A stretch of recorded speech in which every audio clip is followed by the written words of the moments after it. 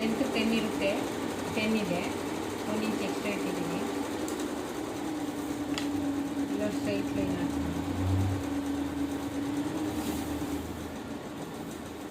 ಮತ್ತು armhole round 8.5 ಇದೆ. ಒಂದು 8.5 ಇದ್ದರೆ 1 ಇಂಚು ಕಡಿಮೆ ಇಡ್ತೀನಿ, 7.5.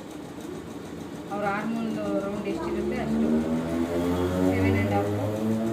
ಮತ್ತು ಇದರಲ್ಲಿ ಆಫ್ ಮಾಡಿದರೆ 3 ಕಾಲು ಬರುತ್ತೆ ಕ್ಯಾಪ್ ಐಟು. ಈ 3 ಕಾಲನ್ನ ಇಲ್ಲಿಡ್ತೀನಿ ಕ್ಯಾಪ್ ಐಟಿದು. ಈ ಕ್ಯಾಪ್ ಐಟ್ಗೆ ಒಂದು ಸ್ಟ್ರೈಟ್ ಲೈನ್ ಹಾಕೈತೆ, ಈ ಥರ ಹಾಕಬೇಕು. ಸ್ಟ್ರೈಟ್ ಲೈನ್ ಹಾಕಿ ಮತ್ತು ಇಲ್ಲಿ ಸೆಂಟ್ರ್ ಮಾಡಿರ್ತೀವಲ್ಲ, ಇಲ್ಲಿ ಒಂದು ಸ್ಟ್ರೈಟ್ ಲೈನ್ ಹಾಕಿ. ಅವ್ರದ್ದು ಆರ್ಮೋಲ್ ರೌಂಡು 8.5 ಇದೆ. ಈಗ ನೋಡಿ, ಇಲ್ಲಿ ಹಿಡಿದಾಗ 8.5 ಕರೆಕ್ಟಾಗಿ ಬರುತ್ತೆ. ಈ 8.5ಗೆ ಇಲ್ಲೊಂದು ಮಾರ್ಕ್ ಮಾಡಿ, ಮತ್ತು ಇಲ್ಲಿ ಒಂದು ಸೆಂಟ್ರ್ ಪಾಯಿಂಟ್ ಮಾಡಬೇಕು. ಇದು ಎಲ್ಲಿಂದ ಎಲ್ಲಿಗೆ ಪಾಯಿಂಟ್ ಕೊಡಬೇಕಂತ.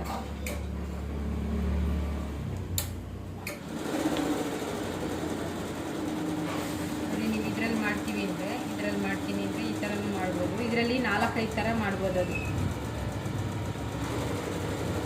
ಈ ಪಾಯಿಂಟ್ ಇಲ್ಲಿಗಿಟ್ಟು, ಈ ಸೆಂಟ್ರ್ ಪಾಯಿಂಟ್ ಇಲ್ಲಿರುತ್ತಲ್ಲ, ಇಲ್ಲಿ 2 ಲೈನ್ ಬಿಟ್ಟು, ಈ ಕಡೆ 2 ಲೈನ್ ಬಿಟ್ಟು ಇಲ್ಲಿಂದ ಮಾರ್ಕ್ ಮಾಡಬೇಕು. ಇಲ್ಲಿ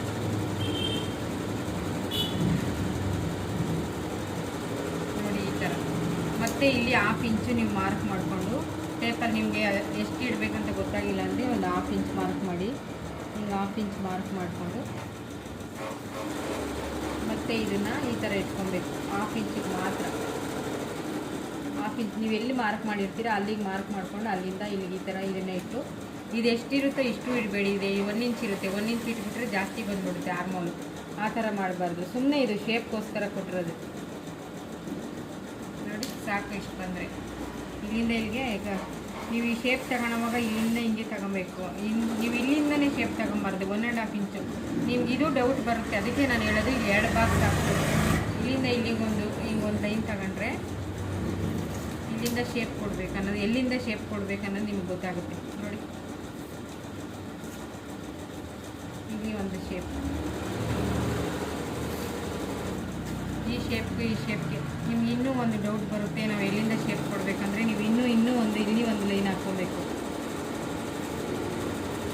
ಇಲ್ಲಿ ಲೈನ್ ಹಾಕಿದರೆ ಇಲ್ಲಿ 1/2 ಇಂಚಿಗೆ ಮಾರ್ಕ್ ಮಾಡಿಕೊಂಡು, ನೋಡಿ 1/2 ಇಂಚ್ ಮಾರ್ಕ್ ಮಾಡಿದ್ರೆ ನಿಮ್ಗೆ ಕರೆಕ್ಟಾಗಿ ಎಲ್ಲಿಂದ ಎಲ್ಲಿಗೆ ಕನೆಕ್ಟ್ ಮಾಡಬೇಕನ್ನೋದು ಗೊತ್ತಾಗುತ್ತೆ. ಇಲ್ಲಿ ಅರೌಂಡ್ 6 ಇರುತ್ತಲ್ಲ, ಆ 6ಗೊಂದು ಮಾರ್ಕ್ ಮಾಡಿ. ಇದನ್ನು ಇಲ್ಲಿಂದ ಇಲ್ಲಿಗೆ ಈ ಲೈನ್ನ ಕನೆಕ್ಟ್ ಮಾಡಿ.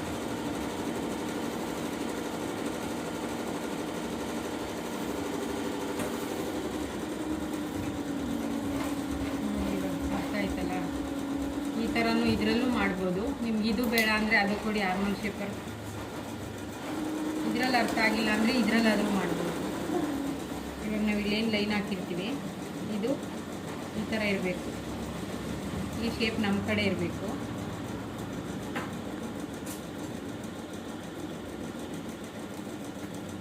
ನೋಡಿ, ಇದನ್ನು ಹಿಂಗಿಟ್ಟು ಹಿಂಗೆ ಮಾರ್ಕ್ ಮಾಡಿ. ಮತ್ತು ಇದನ್ನು ಹಿಂಗೆ ಉಲ್ಟಾ ಮಾಡಬೇಕು.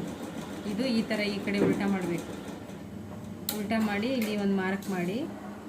ಮತ್ತು ಇಲ್ಲಿ ಒಂದು 1/2 ಇಂಚು ನಾವು ಹಿಂಗೆ ಮಾರ್ಕ್ ಮಾಡಿರ್ತೀವಲ್ವ, ಮತ್ತು ಆ ಶೇಪ್ಗೆ